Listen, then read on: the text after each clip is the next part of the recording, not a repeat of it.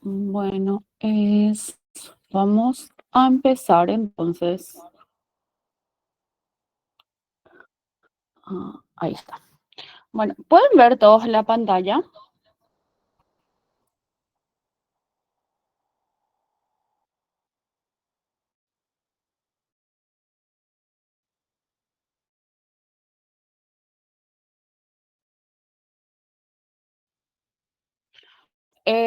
Voy a tratar que sea lo más corto posible y así para que las dudas vayan preguntando también. Bueno, es paciente de 8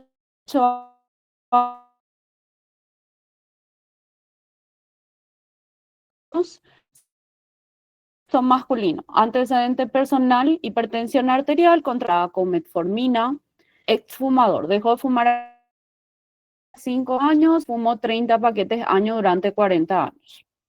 Consultan el servicio de urgencia por un cuadro de 48 horas de evolución de fiebre cuantificada en 39,2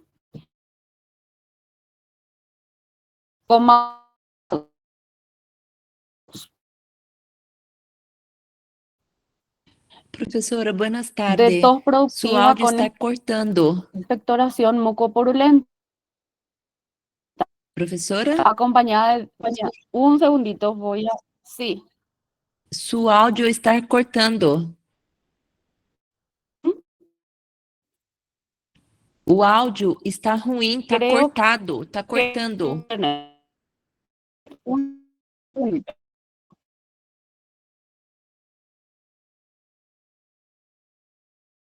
Sí, un segundito, creo que es mi internet. Un segundito.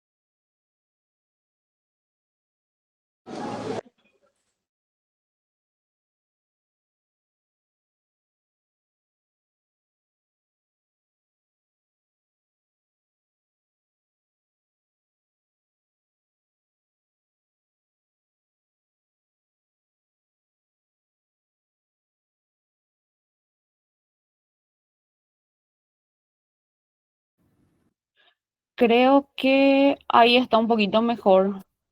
Me avisan más porque no voy a poder estar mirando. Bueno, entonces, paciente de 68 años con sexo masculino, con antecedentes personales de hipertensión arterial, diabetes mellitus y es un exfumador. Consultan el servicio de urgencia por un cuadro de 48 horas de evolución. Hablamos entonces de un cuadro agudo de fiebre cuantificada en 39,2, acompañada de tos productiva con expectoración mucopurulenta. Amarillenta y disnea de moderados esfuerzos que ha ido en aumento, impidiéndole realizar sus actividades. Refiere además escalofrío y malestar general. Al examen físico, es facies de dolorosa, levemente disneico, orientado el paciente. Los signos vitales, temperatura de 38,9, frecuencia cardíaca de 105, respiratoria tenemos de 31, presión arterial de 130/80 con una saturación de 92. Entonces, al examen físico específicamente respiratorio, tenemos que... Professora, Sí, não está aparecendo seu slide. basta, yo con la tecnología no me llevo. Ok, esperen otra vez, vamos a intentarlo. Yo y la tecnología somos un caso aparte, lo siento. Yo Por eso no entendo. sí, por eso no me gustan las clases online. Ahí les aparece, Sí, agora sí. bueno, ok.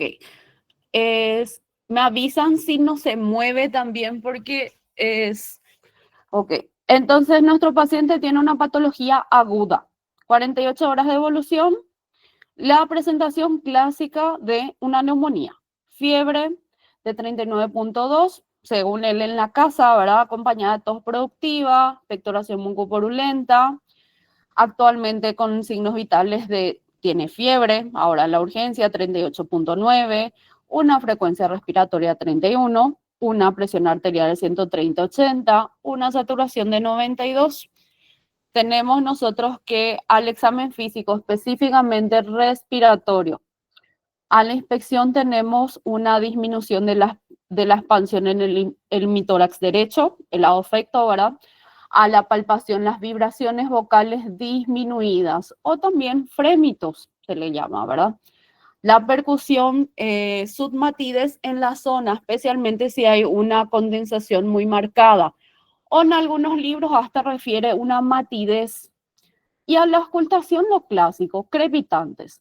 Pero fuera crepitantes también pues, vamos a tener murmullo vesicular disminuido, podemos tener sibilancias, podemos tener roncos también. Acá en este paciente solo tenemos crepitantes. Clásico, clásico de neumonía. Pero ¿qué neumonía tiene nuestro paciente? Nuestro paciente viene de la calle, viene de la casa, ¿verdad? Entonces lo que tiene es una neumonía adquirida en la comunidad. Recuerden, nombre y apellido.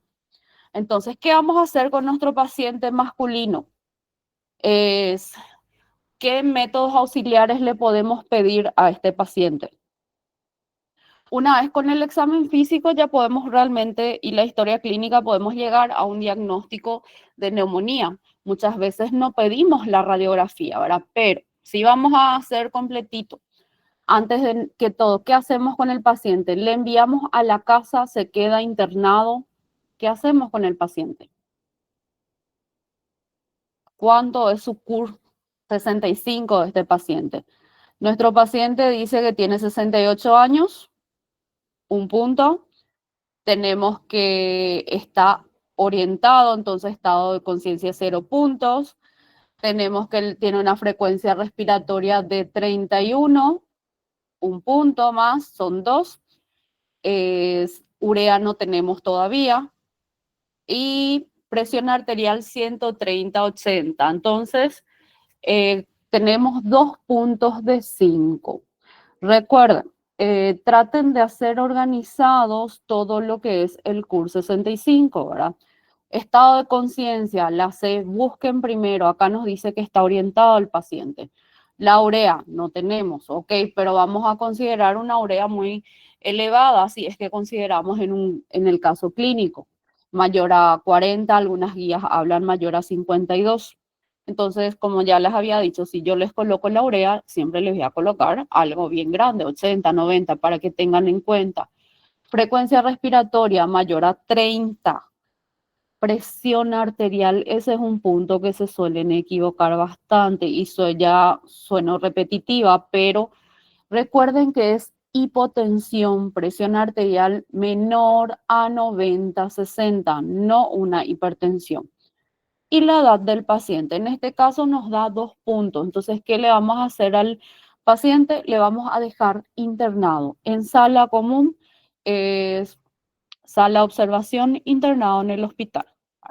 Antes de hablar del tratamiento, para recordar un poquito la parte teórica que ustedes tienen que mirar bien, recuerden que siempre hablamos de los factores mecánicos de protección, especialmente dos: el reflejo nauseoso y el reflejo de la tos. ¿Qué es lo que ellos evitan?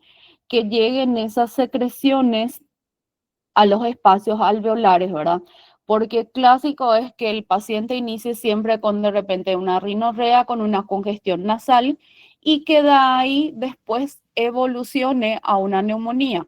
Por eso también hay que recordar que la forma más frecuente en la que los patógenos llegan a los espacios alveolares justamente es debido a microaspiraciones orofaringeas, tanto en la neumonía adquirida en la comunidad como en la neumonía intrahospitalaria.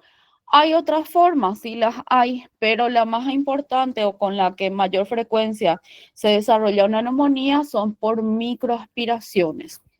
Tenemos entonces nosotros que una vez que pasen todos esos mecanismos de protección, cuando el patógeno ya llega a los espacios alveolares, tenemos las fases de la neumonía clásica, ¿verdad? 4 fases, vuelvo a insistir porque siempre sale y siempre se equivocan. Entonces, tenemos la primera fase que es congestión o edema. Recuerden que infección es igual a exudado. Entonces, en la primera fase tenemos un exudado, tenemos bastante cantidad de microorganismos en ese espacio alveolar.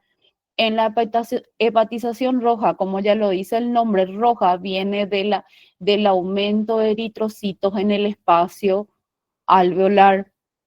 En la hepatización gris tenemos una destrucción de esos eritrocitos y ya casi no hay microorganismos. ¿Por qué? Porque ya está caminando a la etapa resolutiva donde todo vuelve a la normalidad. La etapa resolutiva, nosotros, ¿qué tenemos en el espacio alveolar?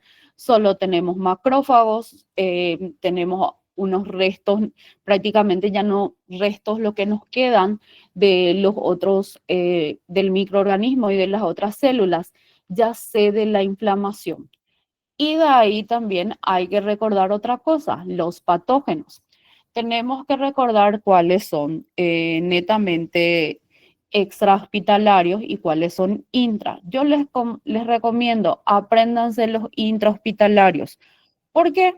Es más fácil, porque si no es netamente intrahospitalario, podemos catalogarle como extra, ¿verdad?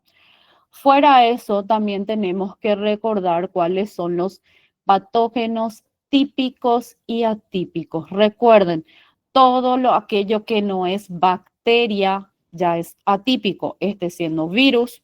Ejemplo, el SARS-CoV-2, el virus sincitial respiratorio, tenemos los virus de influenza, ¿verdad? Los hongos, entre los hongos, uno de los más conocidos que vemos nosotros, especialmente en pacientes inmunocomprometidos, Pneumocystis jirovecii, ¿verdad? Pero fuera de eso tenemos Aspergillus, Histoplasma, eh, Paracoccidomicosis, los parásitos. Pero también tenemos bacterias atípicas. Los grandes ejemplos que podemos recordar, clamidia, Coxiella, están las micobacterias también, Legionella, Mycoplasma. Esos son los grandes ejemplos, tienen que recordar porque sale en el examen. Yendo ya a la parte de la presentación clínica, como vimos nosotros en el caso clínico, esa es la presentación clásica que podemos tener de la fiebre con afección del estado general. ¿Qué tienen que recordarme en neumonía? Neumonía es aguda. No vamos a estar hablando de 15, 20 días de evolución. A lo máximo unos 10 días, que realmente que hace 10 días atrás empezó con una congestión nasal, pero la presentación clínica es muy aguda.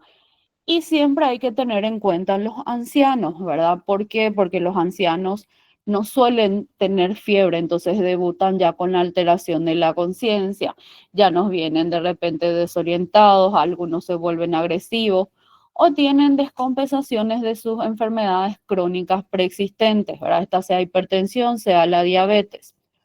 A la semiología también es bastante clásico, ¿verdad? Siempre a la ocultación buscamos la crepitancia, pero fuera de eso también tenemos que hacer un buen examen físico respiratorio, ver cómo está ese movimiento torácico, si hay o no utilización de músculos accesorios a la inspección, si está muy taquipnéico mi paciente, y eso con solo mirarlo ya podemos saber. A la palpación, las vibraciones vocales, ¿verdad? ¿Cómo van a estar? Van a estar aumentadas. Tenemos nosotros que la expansión torácica de ese lado va a estar un poco disminuida. A la percusión, como les dije, hay su matidez. Algunos libros hablan de matidez. Y a la auscultación tenemos murmullo vesicular que puede estar disminuido, realmente está disminuido en la zona, los crepitantes, que es algo lo característico, que simplemente es por la ocupación de esos espacios alveolares. En los casos más graves podemos hablar de sibilancias y de roncus también. ¿Qué estudios le podemos solicitar al paciente? Y le podemos solicitar desde un simple hemograma hasta estudio de PCR. En el hemograma, ¿qué esperamos encontrar? Glóbulos blancos elevados, a expensas de neutrófilos. Podemos tener también leucopenia en los casos de las virosis. Perfil renal siempre es importante ver cómo está, porque normalmente estos pacientes, más todavía si son ancianos, vienen con un perfil renal muy alterado. ¿Por qué? Porque vienen deshidratados. Electrolitos, sí, porque también una de las complicaciones clásicas de la neumonía es la alteración de electrolitos, como hiponatremia, hipopotasemia, ¿verdad? Los reactantes de fase aguda, que justamente nos ayudan también a ir viendo la gravedad del paciente, que pueden ser eritrosedimentación, PCR. En el caso de la procalcitonina, que es algo un poco más específico, justamente para eh, iluminarnos un poco si es realmente una infección debida a un virus o a una bacteria, si hay mucha duda. Gasometría arterial es todos los pacientes con neumonía, especialmente internados, deberían de tener una gasometría arterial. En esa gasometría arterial, ¿qué es lo que miramos? Miramos especialmente la presión parcial de oxígeno para ver si mi paciente tiene una hipoxemia, si mi paciente tiene una insuficiencia respiratoria aguda, para ver si mi paciente está reteniendo CO2. En el caso ahí miramos la presión parcial de CO2, ¿verdad? Para ver si tiene una hipercapnia. Podemos ver si está acidótico el paciente. Podemos pedir estudio de secreciones. Sí, podemos seguir más todavía si mi paciente está expectorando. Eso quizás me ayude a, de repente, si es un patógeno atípico, me puede ayudar, pero normalmente son polimicrobianos. El hemocultivo se recomienda realizarlo, obviamente, antes de iniciar cualquier antibiótico. Es medio difícil en la urgencia eso, entonces normalmente ya se le inicia el antibiótico. Si el paciente no mejora, le hacemos un hemocultivo antes de iniciar el nuevo paciente, el nuevo antibiótico. Eso no significa que nosotros nos vamos a quedar esperando el resultado del antibiótico, ¿verdad? Simplemente ya vemos y esperemos aislar algún patógeno, de repente la parte del antibiograma, ver si nuestro paciente no es resistente al antibiótico que le estamos usando. Por eso obviamente no va a mejorar. Entonces, una vez que le cataloguemos a nuestro paciente, utilizamos bastante la escala de severidad CUR-65. Nosotros ya hablamos bastante del CUR-65, que es una escala un poco obsoleta también, porque en el caso de que, ¿qué pasa si mi paciente tiene una glicemia de 350 y me hace un puntaje de 1? Según el CUR-65 se va a la casa, ¿verdad? Entonces tenemos que saber utilizar el CUR 65. Como yo ya les dije, en el examen ustedes lo que van a saber, lo que yo quiero es que ustedes apliquen el CUR 65. Se recuerden cuáles son los componentes, la C, el estado de conciencia del paciente. Cuando yo hablo que él está alterado, cuando está desorientado, cuando está confuso, cuando está obnubilado, cuando está letárgico, son alteraciones del nivel de conciencia. Ahora en algunos casos ya llegan a estado comatoso. Hablamos de la urea. Es, como les dije, en algunas guías habla de mayor a 52.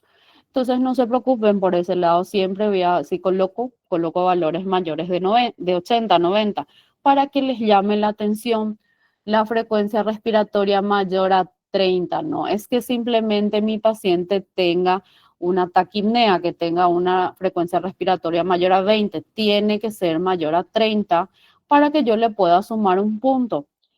Es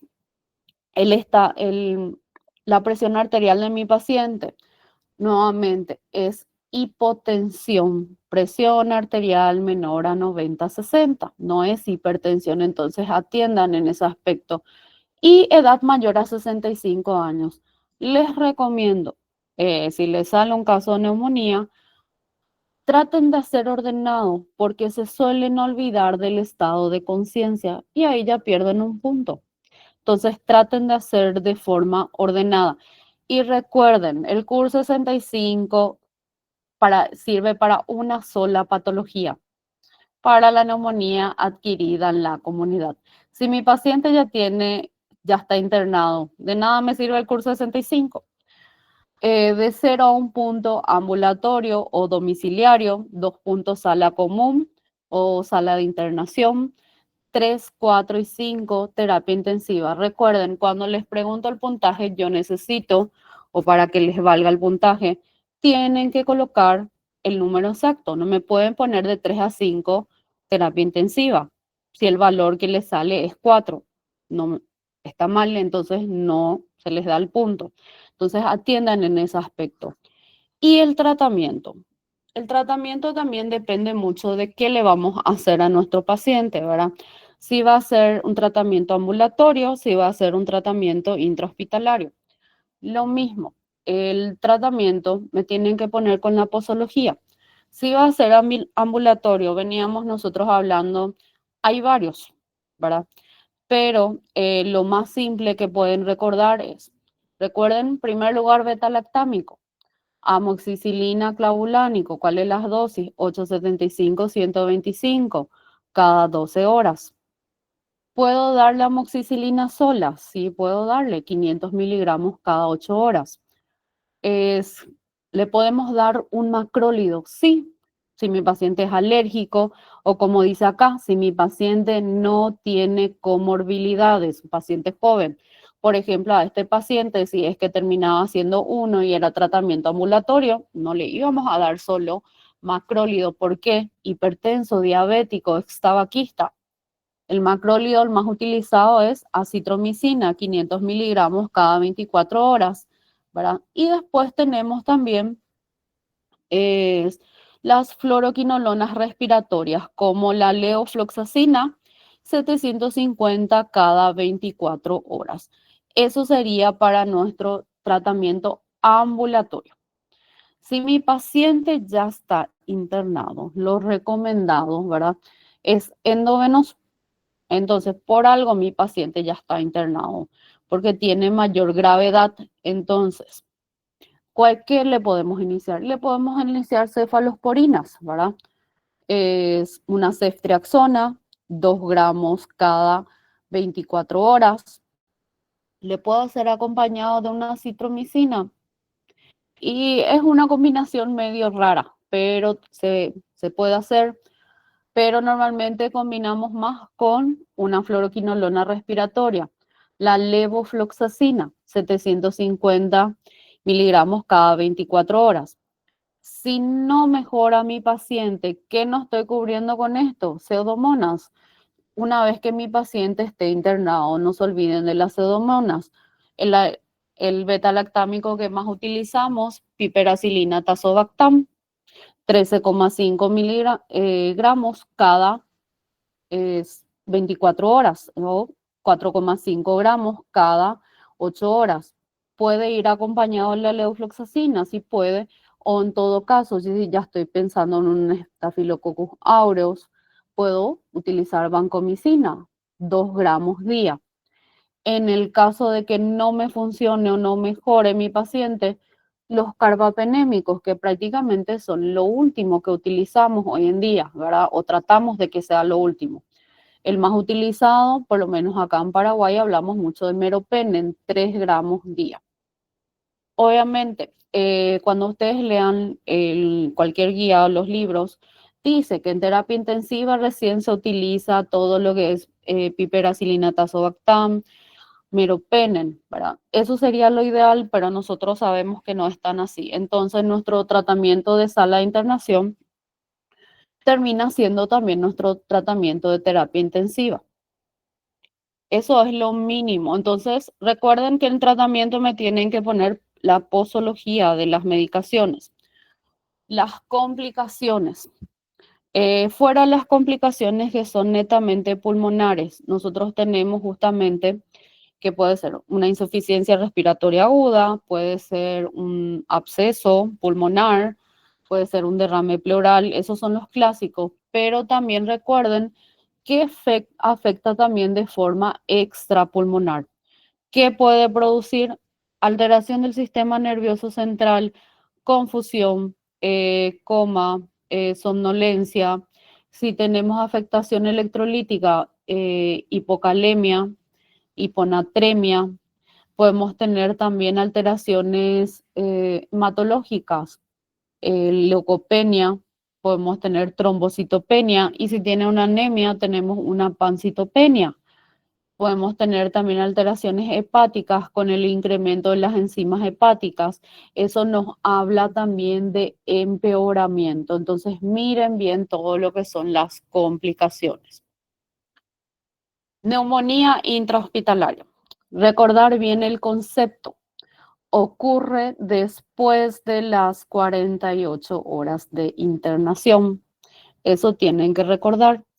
Previa significa antes. Entonces, yo no hablo de neumonía intrahospitalaria o nosocomial si mi paciente no está internado más de 2 días. ¿Cuáles son los agentes más comunes? Pues, como pueden ver acá, esto está todo también en la clase. Pseudomonas, Acinetobacter, Klebsiella, Enterobacter, Escherichia coli, esos son más comúnmente intrahospitalarios. Nuevamente la patogenia con mayor frecuencia microaspiración, así como la neumonía adquirida en la comunidad. Los factores de riesgo intrínsecos y extrínsecos. Intrínseco, todo lo propio del paciente, todo lo que es suyo, todo lo que nosotros no modificamos, ¿verdad? La edad del paciente, las patologías o comorbilidades del paciente son propios de él. En cambio, los factores extrínsecos son todos aquellos que nosotros le hacemos al paciente, ¿verdad? Sea esto la colocación de una sonda, tanto vesical como nasogástrica, realizarle una traqueostomía, el tiempo prolongado de antibiótico terapia que le hagamos, el mismo antibiótico que elijamos. Eso es todo extrínseco porque nosotros le hacemos al paciente. El paciente no es que viene con su propio antibiótico, ¿verdad? Entonces, atiendan también eso porque se suelen equivocar bastante. Los factores de riesgo también para patógenos multiresistentes. ¿Qué me puede llevar a una multiresistencia? Justamente la utilización indiscriminada de antibióticos. Por eso siempre muy importante preguntarle al paciente si en los últimos 3 meses utilizó algún tipo de antibiótico y cuál fue. Muchas veces el paciente no sabe qué tomó, entonces prácticamente nos vamos adivinando nosotros, ¿verdad? Si estuvo internado, cuánto tiempo estuvo internado, si tiene algún tratamiento inmunodepresor o si es usuario crónico de corticoide sistémico, todo eso influye para la colonización y también la infección por patógenos multiresistentes. ¿Cómo hago el diagnóstico de una neumonía intrahospitalaria? Normalmente por la aparición de nuevos síntomas o exacerbación de los síntomas preexistentes. Tenemos también fuera de eso el infiltrado a la radiografía, porque lo primero que pensamos en el paciente que está internado y empieza a necesitar oxígeno, pensamos en una neumonía intrahospitalaria, más todavía si está en su tercer día de internación. ¿Por qué? Porque es la patología más frecuente a nivel de hospitales. Entonces, un infiltrado que tenga un infiltrado nuevo o que haya aumentado uno ya preexistente, eso me habla también de empeoramiento, que empieza a aparecer los síntomas respiratorios, el aumento de la necesidad de oxígeno, alteraciones a nivel laboratorial. ¿Y qué tratamiento le hacemos a ese paciente? Acá tenemos algunos ejemplos, pero podemos simplemente seguir los mismos que estuvimos hablando para el paciente internado.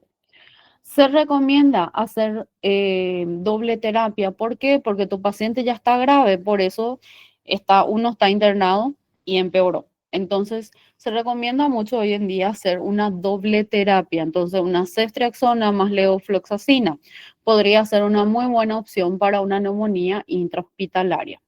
Eso también dependiendo de las comorbilidades del paciente. Bueno, ¿alguna pregunta de neumonía antes de pasar al siguiente tema?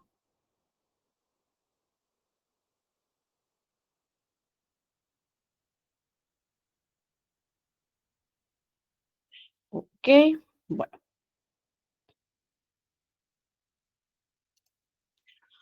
Marta Gómez, 32 años, sexo femenino, ama de casa. Consulta en atención primaria por un cuadro de 6 semanas de evolución, un mes y medio prácticamente, caracterizado por tos productiva persistente con expectoración mucopurulenta que ocasionalmente ha presentado estrías de sangre. Fiebre vespertina predominantemente por la tarde, no cuantificada, pero subjetivamente elevada, refiere. Sudoración nocturna profusa que la obliga a cambiarse de ropa. Además, refiere pérdida de peso de aproximadamente 8 kilogramos. A la inspección del aparato respiratorio específicamente tenemos tórax simétrico, expansión pulmonar conservada, vibraciones vocales o vibración fremitotáctil normal, sonoridad conservada, murmullo vesicular conservado. Se ocultan en unos crepitantes finos, aisladitos en el lóbulo superior. Acá, ¿qué tenemos que tener en cuenta? Que es una patología crónica, entonces neumonía ya no va a ser. ¿Es una patología infecciosa? Sí es. Si recordamos un poco lo que estuvimos viendo durante el semestre, podíamos pensar en de repente dos grandes, ¿verdad? O tres. Podíamos pensar en tuberculosis pulmonar específicamente, un absceso pulmonar y cáncer. Pero como sabemos, los otros dos temas no entran para el final. Entonces, una tuberculosis pulmonar, pero igual por frecuencia hubiera sido una tuberculosis pulmonar el caso clínico, ¿verdad? ¿Qué tenemos que recordar de la tuberculosis en sí? Que está causada por la Mycobacterium tuberculosis, ¿verdad? Algunas características de la Mycobacterium. Es una aerófaga estricta, es decir, necesita del O2 para vivir. No puede vivir en un ambiente sin oxígeno. No produce esporas, es inmóvil, tiene una forma basilar y también es de crecimiento intracelular. La forma de contagio se da por las gotitas respiratorias, ¿verdad? Que uno suelta al toser, al estornudar, al hablar, ¿verdad? Se convierte en aerosol. Esas gotitas sabemos que quedan suspendidas por horas en la atmósfera, ¿verdad? Queda suspendida en el medio ambiente. Entonces, por eso hablamos de que hay mucha infección hoy en día por Mycobacterium tuberculosis, pero tenemos que tener también en cuenta otros factores. ¿Cuál es la probabilidad de que yo entre en contacto con un paciente con tuberculosis pulmonar activa? ¿Cómo es ese medio o cómo es mi tipo de contacto con ese paciente? Por ejemplo, justamente eso también tienen que recordar cuando hablamos de contacto íntimo diario, más de 6 horas diarias. Ejemplo, el familiar, la persona que convive con él. Después tenemos el contacto frecuente diario. Le vemos todos los días al paciente, pero no estamos ahí pegados al paciente más de 6 horas. Ejemplo, la licenciada, el doctor que le hace seguimiento al paciente. Y el contacto esporádico no diario es aquel contacto de vez en cuando, que de repente nos vamos a hacer una acción social en la cárcel o justamente algún, algún centro de cuidado de adulto mayor Entonces, recuerden esos tres. Recuerden contacto íntimo, más de 6 horas. Frecuente, menos de 6 horas. Las diferencias también cuando hablamos de infección o enfermedad. Recuerden, infección acá, todos podemos estar infectados. Eso no significa que vamos a desarrollar la enfermedad. Entonces, ¿qué hay que recordar de la infección?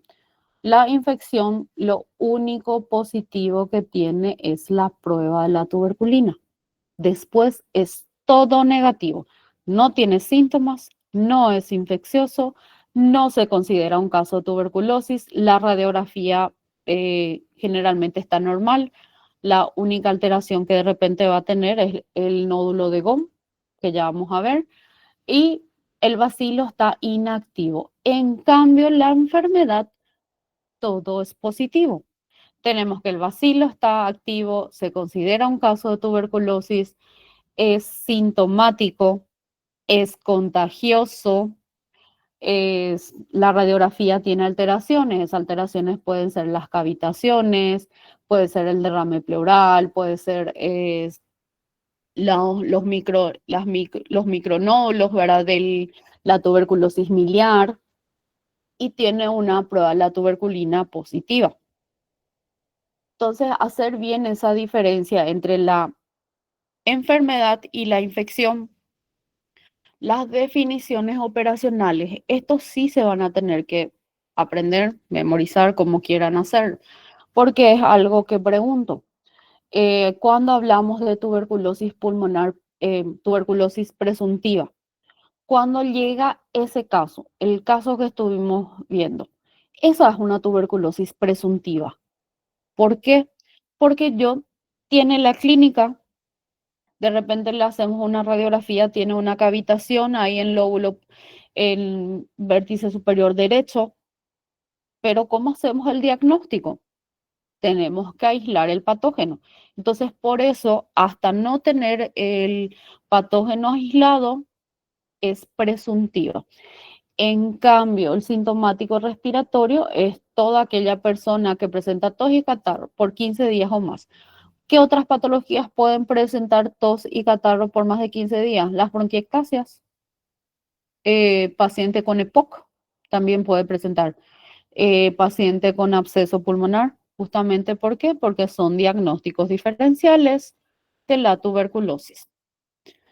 Es cuando hablamos de un caso bacteriológicamente confirmado, ya dice bacteriológica.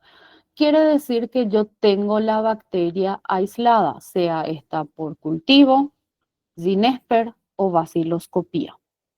Y cuando hablo de clínicamente diagnosticada, cuando tiene todas las características de la enfermedad, pero no tengo bacteriología positiva. De repente lo que tengo es una anatomía patológica. ¿Qué voy a ver en esa anatomía patológica? Un granuloma caseificante. La clasificación según basada en la historia de tratamiento previo. Hablamos de paciente nuevo, recaída, fracaso y pérdida de seguimiento, especialmente esos cuatro. Pacientes nuevos, aquel paciente que nunca hizo tratamiento, o también recuerden, paciente que hizo tratamiento por menos de un mes. Hizo menos de un mes, si vuelve a venir a consultar por el mismo cuadro, entonces es un paciente nuevo. Recaída, paciente ya se curó y vuelve a tener. Ese puede ser por justamente puede ser por una reactivación o puede ser una reinfección. El fracaso, hablamos de fracaso cuando el paciente nunca hizo negativo en sus resultados. Es decir, ya está en su quinto mes, ya está prácticamente en su sexto mes de tratamiento de una tuberculosis pulmonar y sigue dando positivo, tanto en la baciloscopía como en el cultivo. Y la pérdida de seguimiento, paciente que desapareció durante el tratamiento, antes conocido como abandono. Paciente, esto pasa muchísimo cuando en el tercer a cuarto mes del tratamiento. ¿Por qué? Porque el paciente ya se siente bien, entonces ya cree que se curó. Entonces desaparece, no se va más a retirar el remedio, no contesta el teléfono. Clasificación según la resistencia. Esto también. Hablamos de monoresistencia, poliresistencia, multidrogoresistente, extensamente resistente. La monoresistencia, cuando hablamos, cuando el paciente es resistente a una sola droga de primera línea. ¿Cuáles son las drogas de primera línea? RIPE o HRZE, rifampicina, isoniazida, piracinamida, etambutol. Cualquiera de esos cuatro. Poliresistente. Poli, el paciente es resistente a rifampicina o isoniazida, no juntas, acompañada, de piracinamida o etambutol o juntas, pero nunca eh, isoniazida y rifampicina juntas. ¿Por qué? Porque la multi es la que es rifampicina más isoniazida. La extensa hablamos de que cuando el paciente ya es resistente a, por ejemplo, rifampicina más un inyectable. El inyectable es, habíamos dado algunos ejemplos como amicacina, camicacina, es piperacilina, tazobactam, amoxicilina clavulánico, imipenem. Entonces de repente vamos a ponerle resistente también al imipenem y también a una fluoroquinolona respiratoria, a la levofloxacina. Entonces, al ser resistente a un no de primera línea, la rifampicina, a un inyectable que sería el imipenem y a una fluoroquinolona respiratoria que sería la levofloxacina, ahí hablamos de extensamente resistente. ¿Alguna duda de esta parte? Porque acá se me equivocaron muchísimo en la clasificación según resistencia.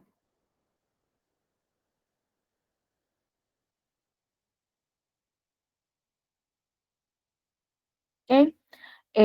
Bueno, sigamos.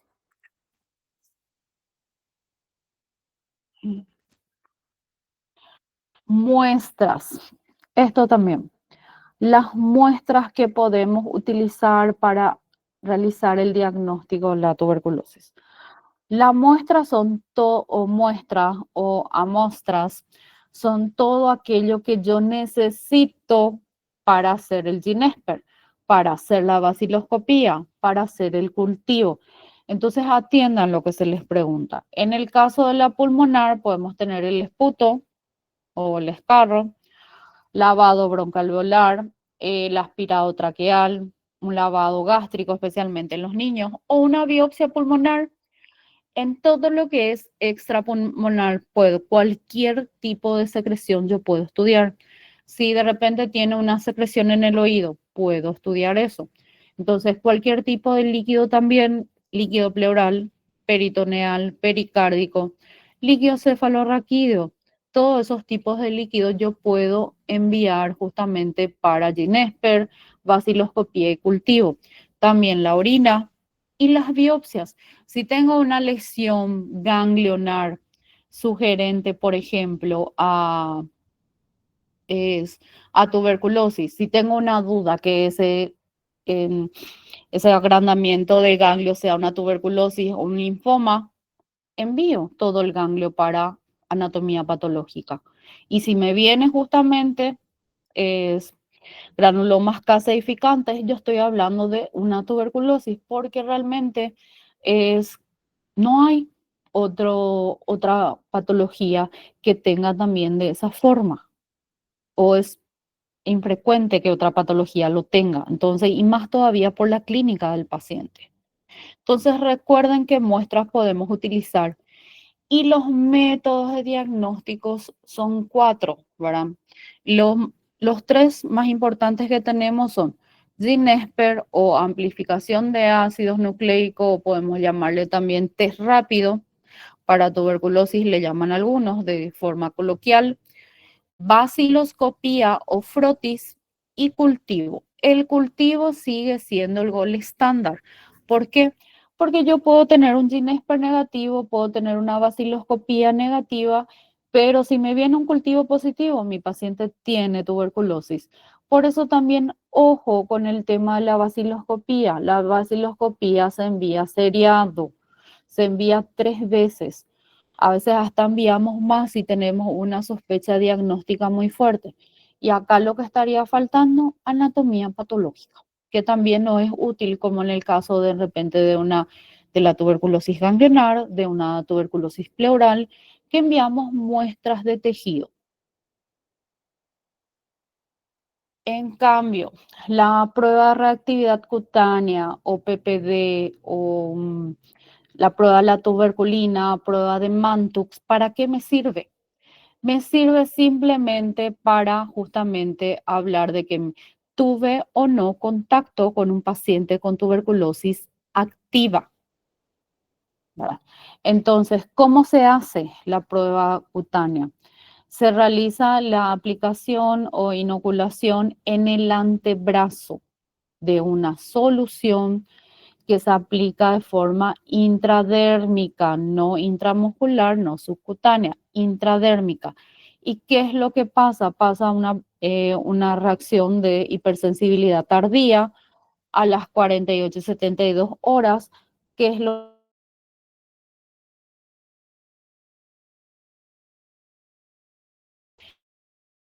y dependiendo de ese tamaño, hablamos si es positivo o no.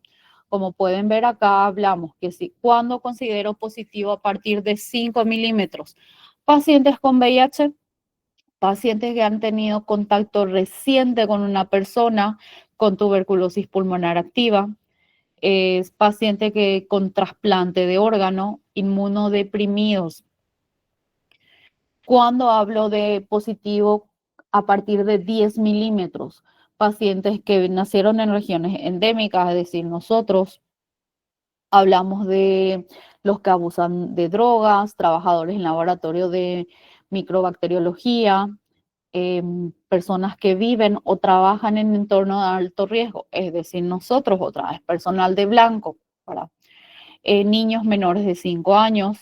Y cuando hablamos de positivo a partir de 15 milímetros, aquel paciente que no tiene ningún factor de riesgo, es decir, vamos a colocar a un contador que vive en Alemania y que no tiene por qué tener contacto con tuberculosis.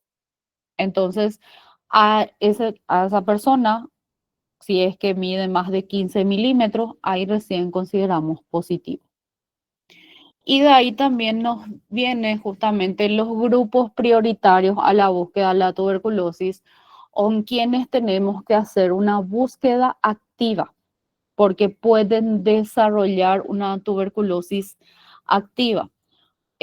Podemos contactos estrechos, los familiares, con ellos sí o sí tenemos que hacer una búsqueda activa. Personas que viven con el VIH, personas privadas de libertad, agentes penitenciarios, adultos mayores, trabajadores de salud. Esos son algunos de los ejemplos. La presentación clínica, la clásica, la pulmonar, tenemos que recordar la primaria y la secundaria. La primaria hablamos justamente de cuando ocurre esa contención de ese primer contacto. Paciente entra en contacto con una persona con tuberculosis activa, entonces, lo primero que hace nuestro sistema inmune, trata de contener. Si logra contener la infección, hablamos justamente de la formación de el nódulo de Gaume o la lesión primaria. Eso puede permanecer en latencia por toda la vida o después de tener una inmunodepresión, puede activarse y producir la tuberculosis secundaria, ¿verdad? Que donde hablamos de la formación de cavernas. Recuerden que solo tenemos prácticamente, si vamos a hablar de presentación pulmonar, 2 tipos de tuberculosis. La primaria, que es nódulo de Gaume o nódulo calcificado, y la secundaria, que también puede ser llamada postprimaria o de reactivación, donde ¿qué observamos? La formación de las cavernas, ¿verdad? Y de ahí es importante clasificarle al paciente, ¿verdad? Si es netamente pulmonar o extrapulmonar. ¿Por qué? Porque ahí varía el tiempo total de tratamiento. Si es pulmonar, La pulmonar es la cavitaria, la que tiene tos con expectoración, la clásica, la que todos conocemos, la que todos vemos. El tratamiento total dura 6 meses, de los cuales tenemos 2 meses, que es la primera fase o fase de ataque, donde tenemos las 4 medicaciones, RIPE o como dice acá, HRZE. Y la segunda fase o de mantenimiento, porque mantenemos o continuación, porque continuamos el tratamiento, hablamos de 4 meses de RI. En cambio, la extrapulmonar, les recomiendo, recuerden 12, extrapulmonar es toda aquella que no es cavitada. La miliar es extrapulmonar, la pleural es extrapulmonar, la laringea es extrapulmonar, sistema nervioso central óseo es extrapulmonar. Hablamos entonces de que tenemos también una fase de ataque o primera fase que dura 2 meses, esa no varía. Lo que varía es la fase de continuación o mantenimiento. Pasa a durar 10 meses de RI. En los casos graves, como dice acá, no es que podemos, utilizamos prednisona. ¿Cuáles son los casos graves? Es afectación del sistema nervioso central y miliar. Y otra cosa también, algo muy que está en la clase y suelen dejar pasar, enfermedad de POT o mal de POT. ¿Afectación de qué es? ¿De qué otro órgano o de qué otra parte de nuestro cuerpo? De las vértebras. Recuerden eso. Entonces, ¿qué otros órganos puede afectar la micobacteria en tuberculosis? Y cualquier órgano puede afectar. ¿Sí? ¿Alguien preguntó algo?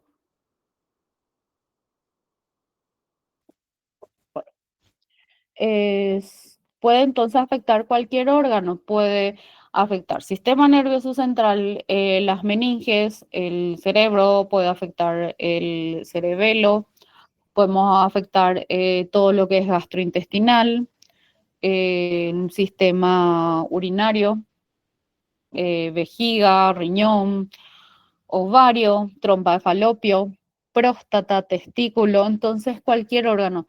Realmente el único que hasta hoy en día todavía no leí o no escuché nada fueron de las uñas y el cabello. Después todo. Entonces recuerden eso.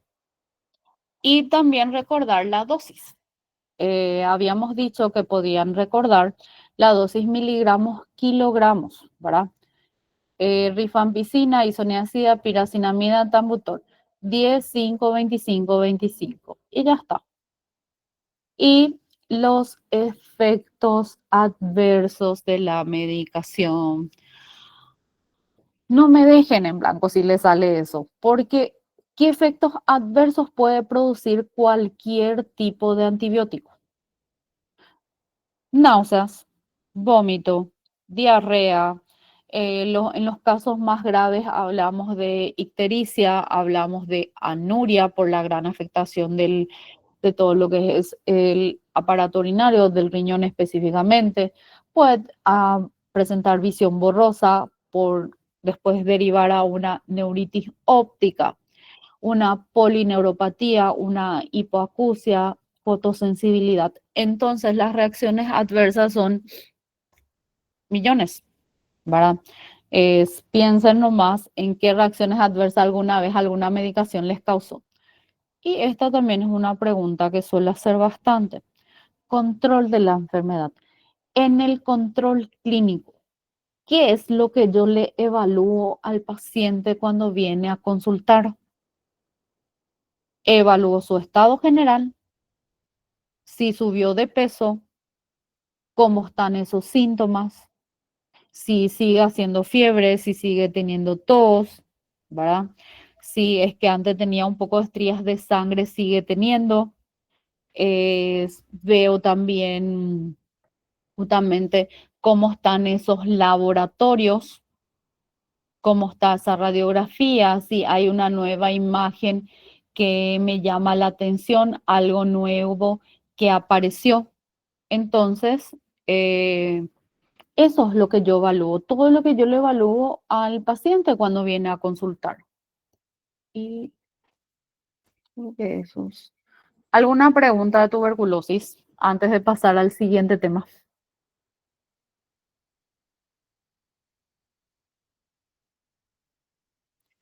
Ok. Es paciente varón, 40 años, acude al servicio de urgencia con familiar por dificultad respiratoria. Como dato de base, posee un diagnóstico de asma bronquial alérgica con tratamiento irregular. Al examen físico presenta regular mecánica respiratoria, utilización de músculos accesorios. Presenta una frecuencia cardíaca de 125, una respiratoria de 30, una PA de 110-70, una saturación de 88 aire ambiente. A la auscultación presentan sibilancias difusas en todos los campos pulmonares. No logra responder el interrogatorio.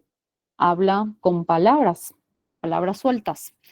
Entonces, mi paciente, este también es en las preguntas abiertas de caso clínico. Acá ya les dice, mi paciente ya tiene un diagnóstico de asma bronquial. Entonces, ¿qué es lo que tiene actualmente? ¿Qué le llevó a la urgencia? Una crisis, ¿verdad? Entonces, tienen que ponerme la palabra crisis o exacerbación aguda de asma y tienen que clasificar leve, moderado, grave o crisis vital. Que así como en el caso de la neumonía, nombre y apellido acá.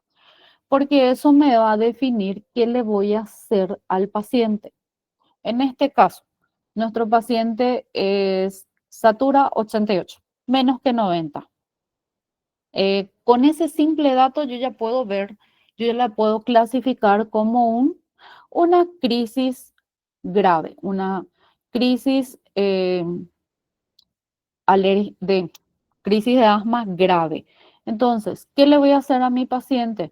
Recuerden esos 4 pasos que hablamos. Primero, ¿necesita un oxígeno mi paciente? Sí necesita en este caso. 88 está saturando. Entonces, oxigenoterapia. ¿Cómo le voy a hacer el rescate a mi paciente? Con broncodilatadores.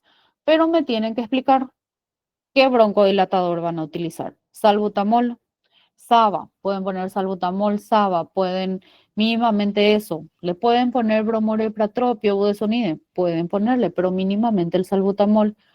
Le van a nebulizar, le van a hacer puff. ¿Cuántos puff le van a hacer a este paciente?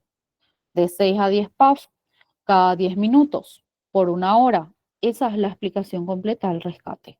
O nebulización, 40 gotas más 3 o 5 cc de suero fisiológico. ¿Qué más le voy a hacer a este paciente? Corticoide sistémico. Mi paciente está grave, entonces sí o sí voy a ir más por el endovenoso. ¿Cuál es el que más utilizamos? Hidrocortisona. Como máximo 500 miligramos. Ustedes pueden utilizar o pueden dividir como quieran ese 500 miligramos.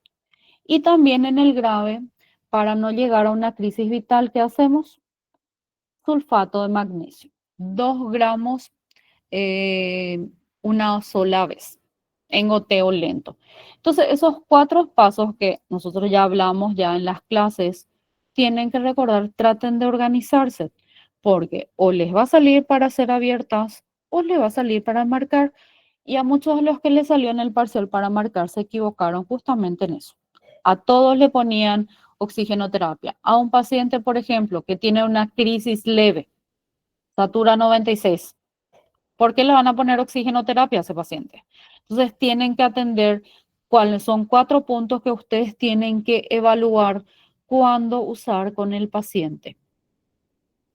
Entonces, hay que recordar de asma también qué cosa. ¿Cómo eran los síntomas del paciente asmático?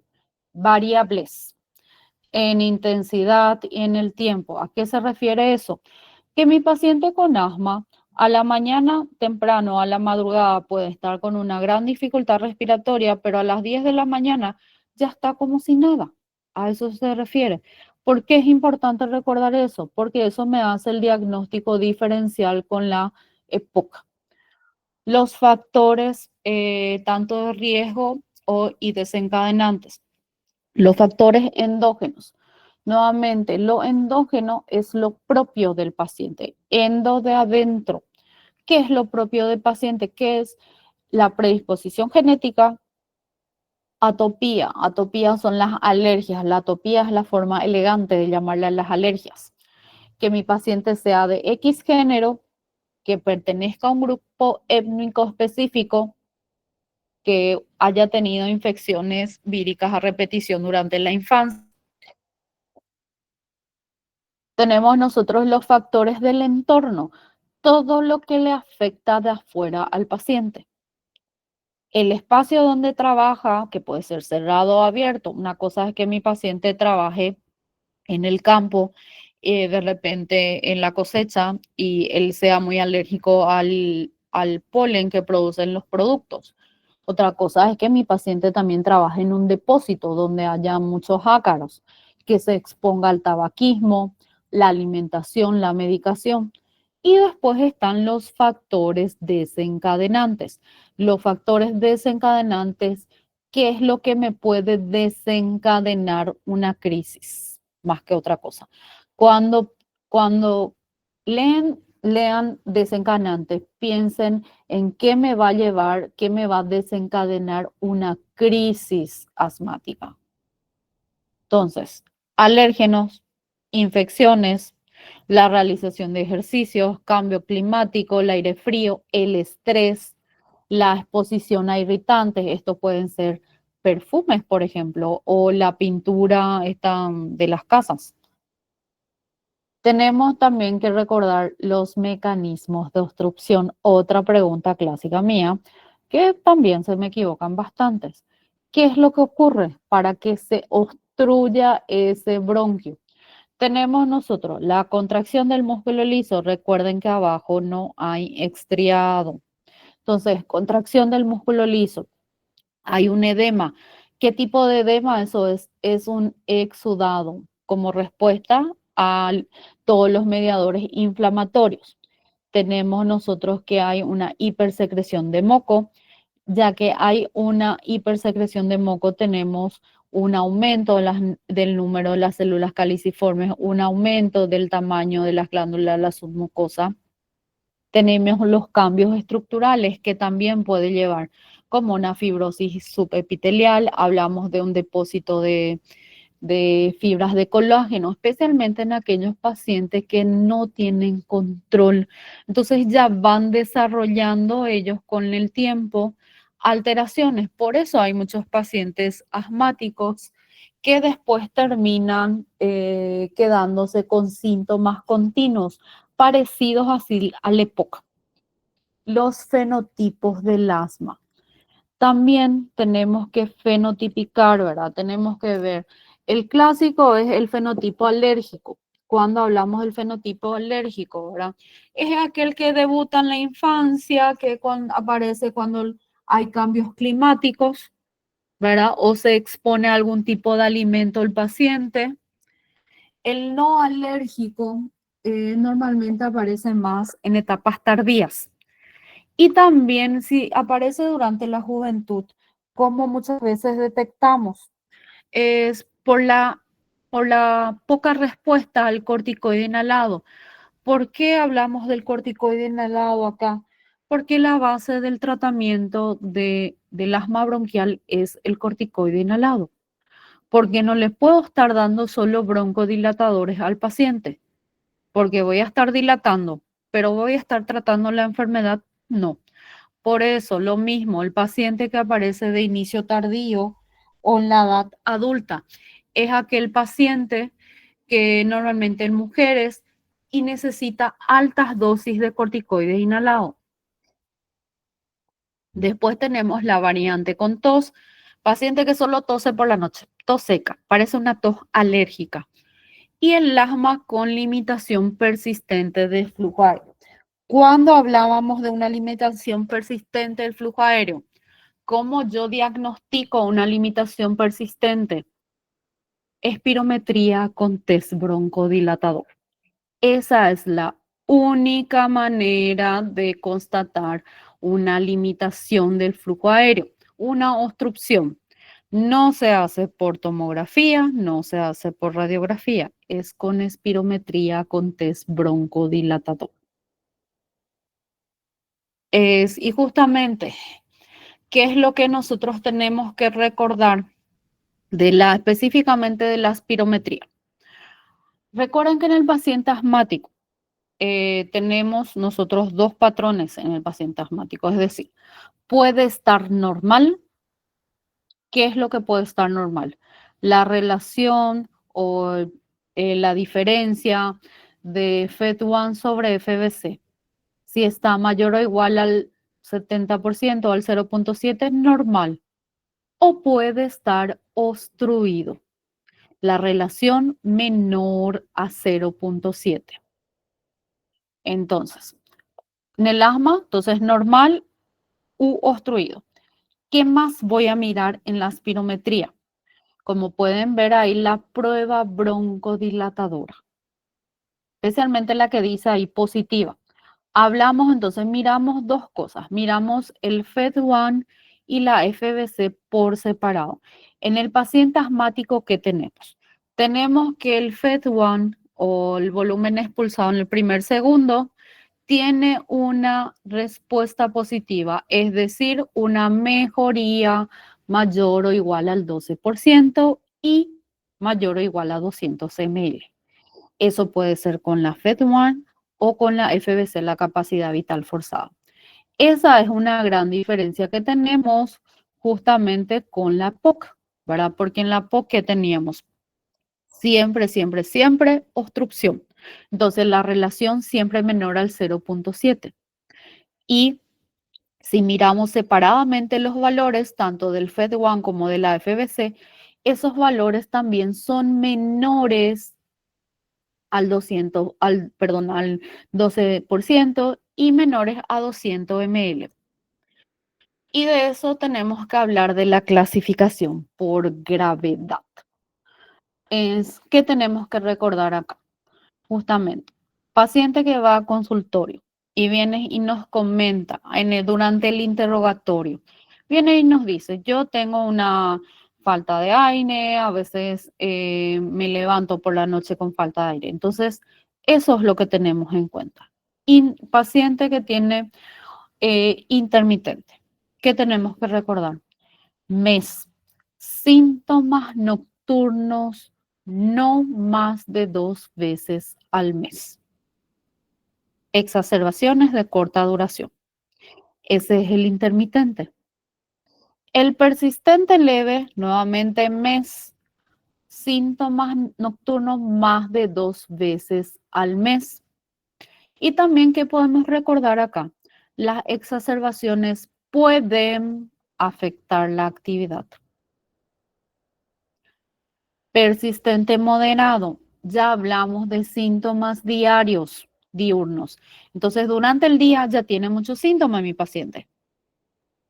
Síntomas nocturnos a la semana, más de una vez a la semana. Ya hablamos de semana, ya no hablamos de mes como en el persistente leve y el intermitente. Y también afecta a la actividad. Ya no es más puede como el persistente leve, ahora ya es afecta. Y el persistente grave. Persistente grave, hablamos de limitación de las actividades. Recuerden, límites. Ya le limita al paciente. Otra cosa que hay que recordar también, persistente grave no es lo mismo que asma grave o severo, que ya vamos a estar viendo. Y todo eso es para clasificarle según los escalones a mi paciente, ¿verdad? Para poder hacerle un tratamiento adecuado. Entonces, cuando hablamos de clasificación por gravedad, utilizamos justamente eso para enviarle a la casa con X tratamiento. Entonces, ahí utilizamos los escalones, no en la urgencia. Entonces, Si yo tengo mi paciente intermitente que tiene pocos síntomas, síntomas infrecuentes, como dice ahí el primer cuadrito que vemos ahí. Entonces hablamos, si nos vamos a fijar solo en lo que es en el tratamiento de primera línea, ¿cuál era nuestro tratamiento de primera línea? Formoterol budesonida. Podemos hablar del otro, pero vamos a enfocarnos nosotros acá en formoterol budesonida para que no se me complique. Entonces, tenemos nosotros que en el intermitente vamos a utilizar formoterol budesonide según necesidad. Cuando tenga exacerbaciones, mi paciente. Entonces, formoterol budesonide o corticoide inhalado más LABA a bajas dosis, según necesidad. Persistente leve. Un poquito más sintomático que el intermitente, pero sigue siendo bastante estable. Entonces continuamos con según necesidad o según exacerbación o según síntomas, como quieran llamarla. Corticoide inhalado más LABA o budesonide formoterol, bajas dosis. Pueden colocarme bajas dosis o colocarme de 200 a 400, como quieran. Después tenemos persistente moderado. Con el persistente moderado, si vemos, dice acá, síntomas de asma mayoría de los días. Hablamos ya de síntomas nocturnos o despertares nocturnos. Entonces, ¿qué necesito? Ya necesito un tratamiento diario. Entonces, ya sería un tratamiento de mantenimiento, ¿verdad? Entonces, corticoide inhalado, bajas dosis, más formoterol, mantenimiento y rescate. Y por último, el persistente grave. Mi paciente mucho más sintomático, es con más limitación. Entonces, ¿qué es lo que hago? Mantengo mantenimiento o tratamiento diario más rescate. Pero ¿qué hago? Aumento la dosis del corticoide inhalado, de la budesonida, más el formoterol. Y el último escalón era el escalón 5. El asma severo o asma grave. El asma severo o grave, ¿qué es lo característico del asma severo o grave? Que ya tiene altas dosis de corticoide inhalado, ya tiene formoterol, ya tiene su tiotropio, que es el LAMA, pero sigue haciendo exacerbaciones, sigue siendo muy sintomático. Entonces, ¿qué le lleva a eso al paciente? Le lleva a utilizar en un año 2 o 3 veces, hacer ciclos de corticoides sistémicos, para utilizar prednisona o de repente terminar internado necesitando hidrocortisona o dexametasona. Entonces, eso no está bien. Entonces, es aquel paciente que no logramos controlar. Entonces, atiendan bien la diferencia entre el persistente grave y el asma grave o severo. ¿Alguna pregunta a esta parte? Bueno, ok. Entonces, la crisis asmática, recuerden que es el aumento de los síntomas del paciente. Tenemos nosotros que hay algunos factores de riesgo que nos pueden llevar a sufrir una exacerbación, esa sea, por ejemplo, que el paciente no tenga un buen control, que tenga antecedentes de exacerbaciones o de asma casi mortal en el último año. Hablamos que no tenga un buen tratamiento, es decir, no tenga el corticoide inhalado como tratamiento, que utilice de forma excesiva el rescate, especialmente el salbutamol, que tenga comorbilidades, ¿verdad? Y lo que estuvimos hablando, también tenemos que paciente que lleva en la urgencia, que tiene una crisis o una exacerbación, que puede ser leve, moderada, grave o crisis vital. La leve, ¿qué tenemos que recordar de la leve? No usa músculo accesorio, satura más que 95. Ya está. Obviamente van a estar los demás datos, pero si se recuerdan de esos dos datos importantes, ya está. Crisis moderada, ya utiliza músculo accesorio, satura menos de 95, pero más que 90, ¿verdad? Y hablan frases. En cambio, la crisis grave satura menos que 90, satura 89, 87. Le cuesta más responder al interrogatorio, habla en palabras, ¿verdad? En cambio, en la crisis vital, todo para abajo. Tenemos nosotros que el paciente entonces tiene una hipotensión, tiene de repente ya está en coma o están con ya somnoliento, letárgico, bradicárdico, bradipneico. Hay un silencio auscultatorio, es decir, ya no escucho más el chillido. Entonces, esas son las características que tienen que recordar. Y justamente para hacer lo que estuvimos hablando allá al inicio del caso clínico, ¿qué le voy a hacer a mi paciente? En la crisis leve, como mi paciente satura más de 90, de 95, no necesito oxigenoterapia. Lo único que le voy a hacer es el rescate. Las guías hasta hablan de la no utilización de corticoides sistémico, entonces eso se evalúa en el paciente. Entonces prácticamente solo el rescate le hago en la crisis leve.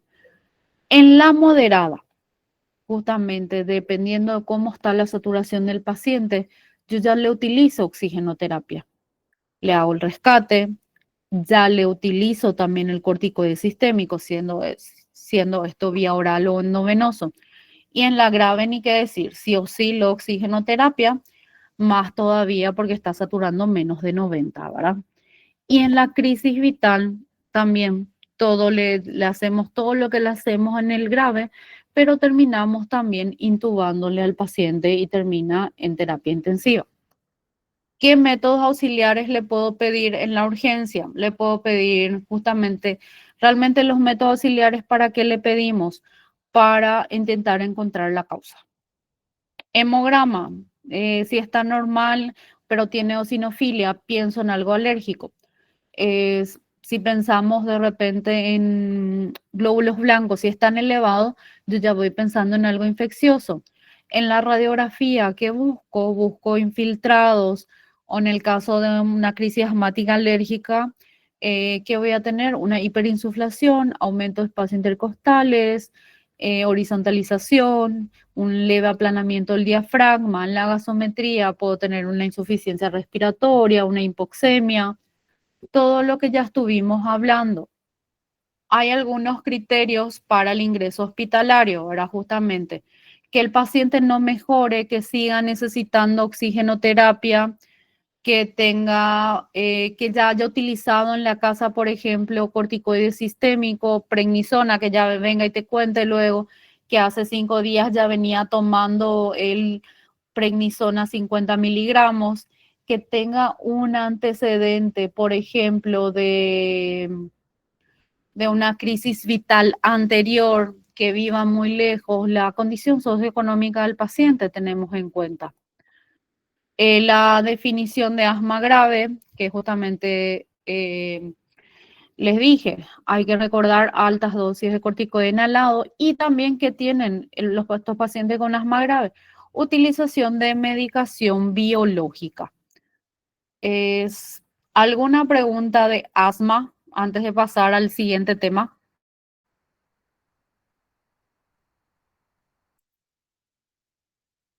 Sé que está un poquito rápido y furioso, pero pueden preguntar, es el momento. Bueno, es paciente de 75 años, acude a consultorio por disnea progresiva de 5 meses de evolución, acompañado de tos con expectoración y escasa cantidad, que tuvo un empeoramiento en las últimas semanas. Se realizó una espirometría con test broncodilatador con los siguientes resultados. Una relación FET1-FBC de 0.35, una FET1 del 50%, una FBC del 40%, con una mejoría del 2% post-broncodilatador.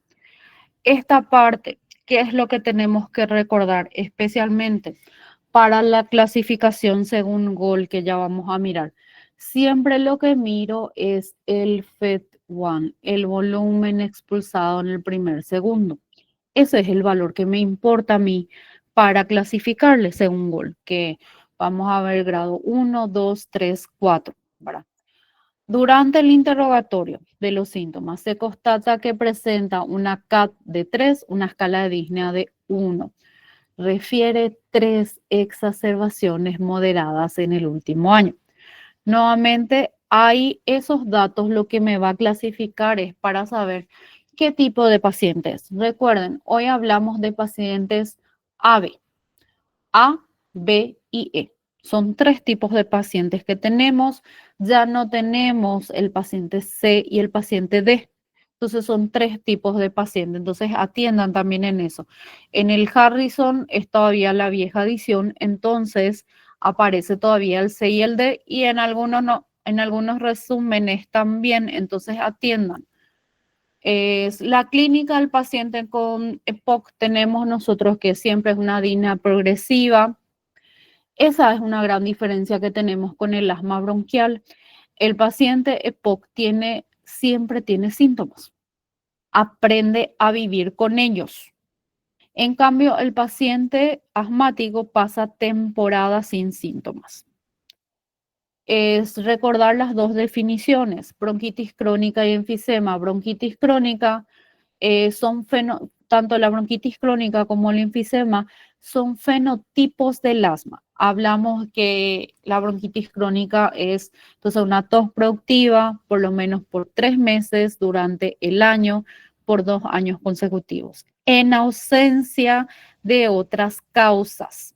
En cambio, el enfisema es la destrucción extensa e irreversible de las paredes alveolares. Tenemos que para llegar a un diagnóstico, especialmente de POC, hablamos de la historia clínica y el método auxiliar del diagnóstico, el método diagnóstico, que sería la espirometría con test broncodilatador. En este caso, sí o sí necesitamos. ¿Por qué? Porque tenemos que confirmar esa obstrucción crónica que tiene el paciente. Al examen físico, ¿qué es lo que podemos ver o qué nos llama la atención? Justamente el tórax en tonel, ¿verdad? Por la hiperinsuflación, ¿qué es lo que va pasando con la anatomía del paciente? Va aumentando ese espacio entre las costillas intercostales, se va horizontalizando, se va aplanando el diafragma. Las manos siempre tenemos que mirar justamente buscando dedos en palillo de tambor, ¿verdad? O acropaquias. En los casos de crisis, si mi paciente me viene con cianosis, con utilización de músculos accesorios. Al examen físico propiamente del tórax, tenemos que a la auscultación hay un murmullo vesicular globalmente disminuido. Eso es muy característico en el paciente EPOC, ¿verdad? Que esté muy disminuido. Tenemos que puede haber roncos, sibilancia, pero muchas veces si el paciente no está infectado, si el paciente no está con una exacerbación, lo único que vamos a constatar es un murmullo vesicular globalmente disminuido. Por eso es importante que ustedes también vayan practicando identificar lo que es lo normal. Porque a veces, ¿qué pasa? Ponen murmullo vesicular normal porque escuchan todo lo mismo, pero realmente está disminuido. A la palpación, vibraciones vocales disminuidas, a la percusión, sonoridad aumentada en esa zona donde hay más afectación podemos tener, o timpanismo, así como en el neumotórax. Como ya les dije, el método diagnóstico sí o sí es la espirometría con test broncodilatador. Y acá, ¿qué es lo que vemos? Que el paciente tiene una relación FET1-FBC menor al 0.7. Se le hace el broncodilatador y no mejora. Como ven ahí, donde dice poco confirmado, sigue siendo esa relación menor al 0.7. Es que no varía eso. Y fuera de eso, que también tenemos que si miramos separadamente el FET1 y el FBC, esa mejoría que puede llegar a tener, porque a veces ni siquiera lo tiene, es menor al 12% y menor a 200 ml. Y todo eso con la espirometría, ¿qué es lo que vamos a poder hacer? Clasificar según GOL a nuestro paciente, ¿verdad? 1, 2, 3, 4. O leve, moderado, grave, muy grave. ¿Qué es lo que miro para clasificar? FET1, recuerden eso, por favor. Entonces, si tengo un FET1 de 80, mayor o igual a 80, grado 1. Si tengo un FET1 de 50 a 79, grado 2. Si tengo un FET1 de 30 a 49, grado 3. Y si tengo menor a 30, hablo de grado 4. Esa es la clasificación por gravedad según GOL. Y fuera de eso, también tenemos, hablando ya la parte de tratamiento, tenemos nosotros el tratamiento farmacológico y no farmacológico. El no farmacológico es todo lo que le vamos a indicar de extra al paciente. La rehabilitación pulmonar, la vacunación, la realización de ejercicio, que deje de fumar, que intervención quirúrgica si se puede. Algunas de las vacunas antigripal, COVID-19, antineumocóxica, tosferina, herpes, virus sincitial respiratorio. Todas las vacunas que nos ponemos en el invierno prácticamente. Eso sí o sí se recomiendan todos los pacientes con diagnóstico de POC. Y hablando ya de la parte farmacológica, ¿verdad? Antes de hablar del corticoide inhalado propiamente dicho, también tienen que mirar bien, ya no nos iba a dar realmente el tiempo. Entonces, ¿cuáles son los broncodilatadores? Broncodilatadores de larga y corta acción. Los de el beta 2 agonista de corta acción o SABA, ¿verdad? Salbutamol, beta 2 agonista de larga acción o LABA, larga acción, ¿verdad? Salmeterol, formoterol, los más frecuentes. Recordar las reacciones adversas. ¿Cuáles son las más frecuentes? Especialmente las producidas por el salbutamol. Hipocalemia, puede producir taquicardia, palpitaciones, temblores. Tenemos otros broncodilatadores antimuscarínicos. De corta acción antimuscarínico, SAMA, bromuro y pratropio. De larga acción, antimuscarínico de larga acción, LAMA, es tiotropio. Reacciones adversas, boca seca, también podemos tener retención urinaria. Entonces, miren las reacciones adversas que pueden dar y los ejemplos. Y los corticoides inhalados. ¿Cuáles son los corticoides inhalados más utilizados tanto en el asma como en el EPOC? Budesonide, fluticasona. También están beclometasona, mometasona. Son los corticoides inhalados. Recuerden que de todas las medicaciones o aerosolterapia, la que tiene indicaciones y contraindicaciones son los corticoides inhalados, es decir, budesonide, mometasona, beclometasona, fluticasona. Hablamos justamente cuáles son las contraindicaciones. Hablamos de procesos repetidos de neumonía, eosinofilia menor a 100, historia de infección con micobacterias. Esas son las contraindicaciones. Si recuerdan las contraindicaciones, ya van a recordar las indicaciones, porque si no está contraindicado, está indicado. Bueno, y justamente para llegar a la decisión de qué tratamiento le vamos a hacer a nuestro paciente, tenemos que clasificarle también a nuestro paciente según el tipo de paciente. Y de ahí viene la clasificación AB, ¿verdad? ¿Cómo tenemos? Paciente tipo A. Es el paciente menos sintomático. Entonces tiene una CAT menor a 10, una escala de Disney de 0 a 1 punto y puede tener una exacerbación. Paciente tipo B tiene una escala de Disney mayor o igual a 2, una escala CAT mayor o igual a 10 y puede tener una exacerbación. En cambio, el paciente tipo E es aquel paciente que se internó o tiene 2 o más exacerbaciones. Entonces atiendan. Y dependiendo de eso, yo le indico mi tratamiento. Que justo acá no agregué, pero bueno, ustedes tienen que mirar todo. Recuerden que esto es un repaso rápido. Paciente tipo A, ¿qué le vamos a indicar entonces? Un broncodilatador. ¿Cuál puede ser? Puede ser de corta o larga acción. Entonces puede ser de repente un SABA, como el salbutamol, puede ser un LABA, como el formoterol, o un LAMA, como el tiotropio. En cambio, paciente tipo B, LAVA más LAMA, o si quieren poner formoterol más tiotropio. Y paciente tipo E, LAVA más LAMA más evaluar corticoide inhalado. Entonces pueden ponerle es formoterol más tiotropio más budesonide evaluar, porque depende de la eosinofilia o aquellas indicaciones que recién vimos. Entonces miren bien eso, miren los ejemplos, ¿verdad? Es oxigenoterapia domiciliaria. Cuando se va con oxígeno a la casa del paciente. 4 indicaciones. Nuevamente, vuelvo a insistir. Hablamos de O2. Entonces, ¿cuál es el indicativo? Presión parcial de O2. PaO2 es la que me indica si va o no necesitar.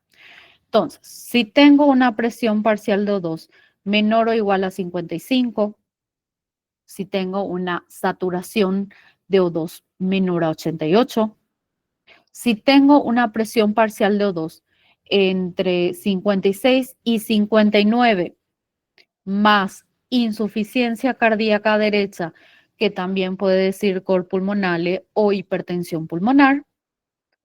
Y la cuarta indicación, una presión parcial de oxígeno entre 56 y 59, más hematocrito elevado o eritrocitosis o poliglobulia.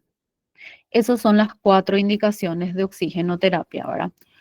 En el caso de las exacerbaciones, hablamos aumento de síntomas, ¿verdad? Un empeoramiento. El tratamiento en sí, prácticamente como es una exacerbación, le buscamos la causa, lo mismo como hacemos con el caso de la crisis asmática. Si necesita oxígeno, le colocamos, le realizamos el rescate. Pero cuando evaluamos la utilización de corticoides sistémicos y también la de antibióticos.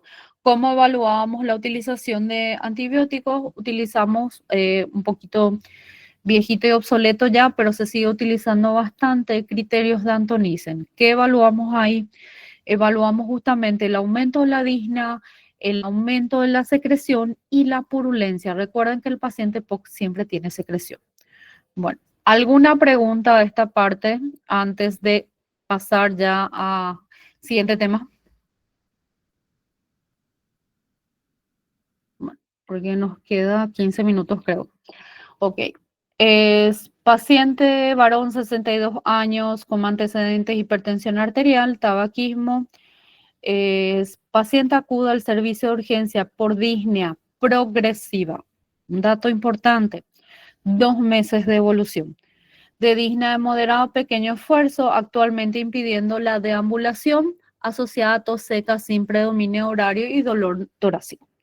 Pleurítico en hemitórax derecho. Los signos vitales, tiene una frecuencia respiratoria de 24, está saturando 90. Bueno, este paciente, cuando nos dice ya disnea progresiva, más todavía sí, ya estamos empezando pleura acá. ¿En qué pensamos? Derrame pleural, porque a medida que aumenta el líquido, aumenta la disnea. Entonces, ¿qué recordar del derrame pleural? Es recordar que lo único que disminuye es la presión oncótica. Todo lo demás aumenta. Hay un aumento de la presión hidrostática, hay un aumento de la presión negativa, hay un aumento de la permeabilidad y obviamente hay una alteración en el mecanismo linfático que puede justamente deberse por obstrucción o por rotura del conducto torácico. Las manifestaciones clínicas que tenemos, esa disnea progresiva, el dolor torácico o tipo pleurítico, más una tos seca que productiva, pero a veces viene productiva. Y la fiebre, que sí es infecciosa. A la exploración física, lo importante es que recordar es a la auscultación, murmullo vesicular abolido, a la percusión matidez. A la palpación, las vibraciones vocales van a estar disminuidas. Entonces, matidez, más murmullo vesicular abolido, vibraciones vocales disminuidas o abolidas, hablamos de derrame pleural. Es la telectasia también se puede presentar así, pero si nos vamos por frecuencia, pensamos en derrames pleurales lo más frecuente. Y más todavía por la disnea progresiva, porque la telectasia se presenta con una disnea un poco más abrupta, no es tan progresivo así como el derrame pleural. Entonces, la historia clínica con el examen físico es lo que me da realmente ya un diagnóstico. Los métodos auxiliares que sí o sí le pedimos, ¿verdad? Que podemos ver la radiografía, la ecografía, la tomografía, todo eso me ayuda a constatar, pero acá lo importante que sí o sí tenemos que hacer es estudiar ese líquido, ¿verdad? Es, en ese líquido, ¿por qué tenemos que estudiar para definir justamente si es un exudado o un transudado? Porque si es un transudado, hablamos justamente de patologías más sistémicas, ahora patologías que no son netamente a nivel pulmonar, pleural. Entonces hablamos de, por ejemplo, insuficiencia cardíaca, cirrosis hepática, nefropatías. En cambio, si viene un exudado, hablamos de dos grandes cosas, infecciones y cáncer. Eso es lo que tienen que recordar, pero recuerden las características de los criterios del AIR, ¿verdad? Cuando la relación es mayor a 0.6 de la LDH, yo hablo de un exudado. Cuando la relación de las proteínas es mayor a 0,5, hablo de un exudado. Y también algunas características especiales de los líquidos, ¿verdad? En el caso de hemotórax, sangre, ¿cuál es la característica? Y que justamente que tiene un hematocrito de líquido pleural mayor al 50%. Hablamos que normalmente se dan con mayor frecuencia en el politraumatismo. Podemos tener quilotórax por la rotura, obstrucción especialmente del conducto linfático, podemos tener en ese aspecto. Ahora, tiene un aspecto lechoso, blanquecino y alto contenido en triglicéridos. Otro líquido bastante característico que tenemos, empiema. Recuerden las características del empiema. pH menor a 7.2, glucosa menor a 40, tenemos un LDH mayor a 1000, la presencia de pus, aislamiento de gérmenes. Y tanto el empiema, tanto estos criterios para diagnosticar empiema también son criterios de colocación de tubo de drenaje pleural en el paciente. Las características del hemotórax y quilotórax, les vuelvo a instar que miren bien esa parte. Y el tratamiento, en el caso del tratamiento del derrame pleural, es dependiendo de la causa, ¿verdad? Si es un exudado, sí o sí tratamiento, en el caso de algo infeccioso, tratamiento antibiótico. En el caso de la empiema, sí o sí es antibiótico más colocación de tubo de drenaje pleural. En el caso de una complicación de neumonía sin ser un empiema, muchas veces ya se resuelve con la antibiótico-terapia. Que también es importante recordar de los tipos de exudado, la celularidad, el tipo de células. Si tenemos linfocitos o mononucleares, pensamos en dos grandes patologías, tuberculosis y cáncer. En cambio, si tenemos polimorfonucleares o neutrófilos, pensamos en complicación de neumonía.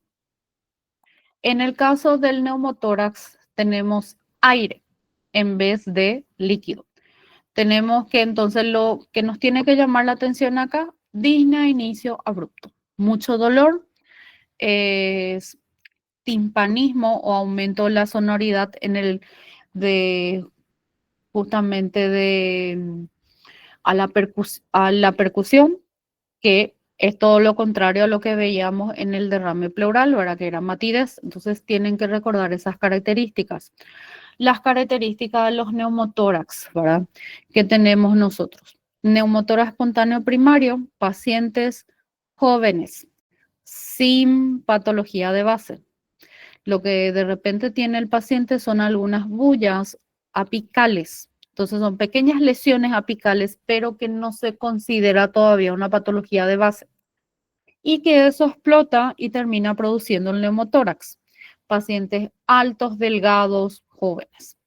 Neumotórax secundario, pacientes ya con patología de base, esta sea, por ejemplo, lo más frecuente EPOC o secular de tuberculosis o que ya tenga alguna fibrosis, muchas bronquiectasias. Neumotórax traumático. Neumotórax traumático puede ser de arma blanca, arma de fuego, También hablamos justamente en el traumático de iatrogénico, lo que nosotros le hacemos al paciente durante los procedimientos, como cuáles, colocación de vía venosa central, toracocentesis, biopsia pleural. Y el neumotórax a tensión, donde tenemos el neumotórax a tensión, tenemos justamente durante la ventilación mecánica, cuando enviamos con demasiado volumen o demasiada presión, y también durante la reanimación cardiopulmonar le podemos causar un neumotórax a tensión al paciente. ¿Cuál es la forma de identificar un neumotórax fuera por la clínica? Mínimamente con una radiografía de tórax ya llegamos al diagnóstico. Tratamiento, colocación de tubo de drenaje pleural y oxigenoterapia. Eso sería el tratamiento del neumotórax. Y para ir terminando, TEP, ¿verdad? Tenemos que recordar del TEP, ¿verdad? Que en el 80% de los casos justamente se debe a una TVP, a una trombosis venosa profunda, un émbolo que vino de una vena especialmente inferior, que obstruye el flujo sanguíneo. Esa obstrucción puede ser parcial, total, ¿verdad? Que va interfiriendo en la circulación, que con el tiempo que va produciendo una vasoconstricción, que va aumentando la resistencia vascular pulmonar y termina dilatando el ventrículo derecho, y si es algo crónico, hablamos de que puede terminar produciendo una hipertensión de la arteria pulmonar. También recordar acá los factores de riesgo, tanto fuertes, moderados como débiles. Hablamos de factores de riesgo fuertes. Piensen en todos aquellos accidentes traumatológicos grandes o todo lo que pasa en miembro inferior. ¿Por qué? Porque eso nos lleva a mayor estasis. Si recuerdan la tríada de Virchow, hablábamos de hipercoagulabilidad, daño endotelial y estasis. Para entonces nos deja por más tiempo inmovilizados. En cambio, tenemos los factores de riesgo débiles. Piensen en lo modificable, excepto la edad del paciente, ¿verdad? Que no es modificable, pero después podemos controlar la diabetes mellitus, sí podemos. Podemos controlar la hipertensión arterial, sí. La cirugía laparoscópica, al día siguiente el paciente ya está con movilización, ¿verdad? Entonces no es que permanece mucho tiempo encamado o inmóvil, entonces atender por ese lado. Y los métodos de diagnósticos. ¿Qué teníamos? ¿Cuál es el método diagnóstico gold estándar del TEP? Tomografía de tórax con contraste o angiotac. Pero también tenemos otros, ¿verdad? Que nos ayudan. En el caso del Dimerodem, dijimos que tiene un excelente valor predictivo negativo. Es decir, si me viene normal, bien. ¿Por qué? Porque me aleja un poco el diagnóstico. Si me viene positivo, hay algunas otras patologías que también elevan. En el caso del electrocardiograma, podríamos tener una taquicardia sinusal. Ecografía venosa, siempre es buena evaluar los vasos, especialmente las venas de los miembros inferiores, ¿verdad? ¿Qué tenemos ahí? A veces no constatamos la presencia de un trombo en la vena, pero ya vemos alteraciones en las paredes, es decir, la pared de la vena se vuelve dura. Y a la radiografía de tórax normalmente normal, pero teníamos algunos signos, ¿verdad? La joroba de Hampton, el signo de Palla y el signo de Westermarck. La joroba de Hampton es una región opaca, ¿verdad? Parece una condensación de neumonía. El signo de Palla veíamos que como una amputación de la arteria pulmonar. Parece que en esta imagen de acá abajo, la flechita negra, veíamos justamente que se corta la circulación. Y el de Westermarck, la imagen que está a la derecha, donde podemos ver que hay una desaparición del flujo, parece que hay menos perfusión. Recordar diagnósticos diferenciales del TEP, pero diagnósticos diferenciales va para todas las patologías. Tienen que recordar todos los diagnósticos diferenciales de todas las patologías que estuvimos viendo. Entonces, la parte de aerosol terapia, por favor, miren las reacciones adversas, los ejemplos. Ya no nos iba a dar tiempo de hablar de cada uno, pero eso ya hablamos bastante largo y tendido en las clases. Y bueno, hasta acá sería el repaso o por lo menos un pincelazo rápido para el final. ¿Alguna pregunta, duda?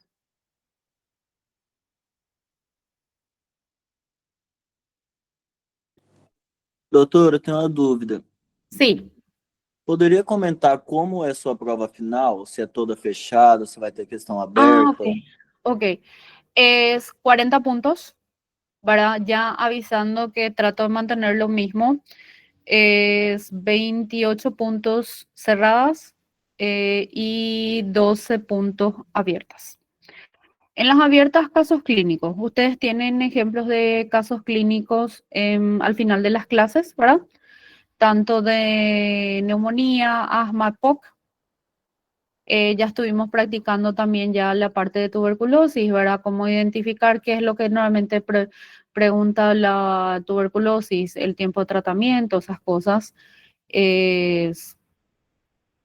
Y de las preguntas cerradas, las de marcar opción múltiple, ¿verdad? Falso y verdadero, que terminan siendo de marcar también. Y lo que sí le agrego en el final es parea, ¿verdad? Que pongo en parea de, qué sé yo, de neumotórax o de la drogoresistencia o esas cosas, ¿verdad? Le pongo parea, pero eso todo se marca en el gabarito, tipo 28 temas se marcan en el gabarito y 12 temas que son abiertos de escribir. Doutora, Sí, esse material a senhora vai disponibilizar para gente? esto es todo lo de la clase. Estas dos, ey, no me estudien solo de acá. Que esto es total, esto es lo más acortado que puedo hacer para hablar 2 horas. Então, excelente da Entonces, gente, doutora. Manda pra gente aí.